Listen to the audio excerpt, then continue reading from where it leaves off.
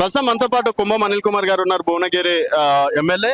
నిన్న రాహుల్ గాంధీ గారి ఇష్యూ కావచ్చు, మొన్న పార్లమెంట్ లో జరిగినటువంటి ఇష్యూని కావచ్చు, ఏ విధంగా చూస్తారండి ఒక ఎమ్మెల్యేగా?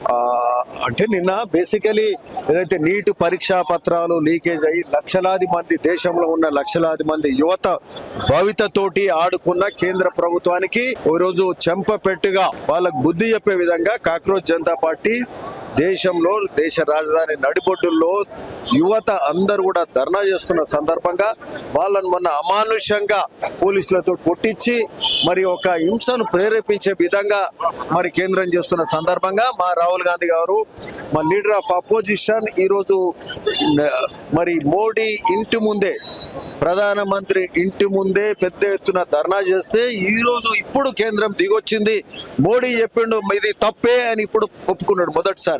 ఇది తప్పని ఒప్పుకొని మరి ఇది తప్పకుండా ఇది ప్రతిపక్షాల విజయం, ఇది కాంగ్రెస్ విజయం, మా రాహుల్ గాంధీ గారి విజయం.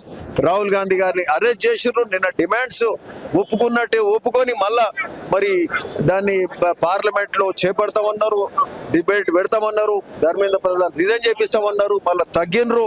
ఇట్లాంటి పరిస్థితుల్లో రాహుల్ గాంధీ గారిని అరెస్ట్ చేయడం ఈరోజు వారికి సంఘీభావంగా ఒక ప్రధాన ప్రతిపక్షం ఈరోజు దేశంలో ప్రజాస్వామ్యం కాపాడాలి, ఏదైతే కేంద్రం చేస్తున్న నిరంకుశ పాలనకు ఈరోజు మరి ప్రజాస్వామ్యాన్ని కాపాడే విధంగా ఈరోజు రాహుల్ గాంధీ గారు చేసిన ధర్నాకు దేశ నలుమూలల అన్ని రాజ్భవన్ల దగ్గర, అన్ని లోక్ భవన్ దగ్గర ఈరోజు పెద్ద ఎత్తున ధర్నా చేస్తున్నాం. ఇక్కడ హైదరాబాద్ లో ఈరోజు చూడండి వేలాది మంది యువతతోటి మా పిసిసి అధ్యక్షుడు, ఇక్కడ అట్లే మిగతా మంత్రులు, ఎమ్మెల్యేలు అందరము వేలాది మంది ఇక్కడ పెద్ద ఎత్తున సంఘీభావం తెలిపే కార్యక్రమం జరుగుతుంది.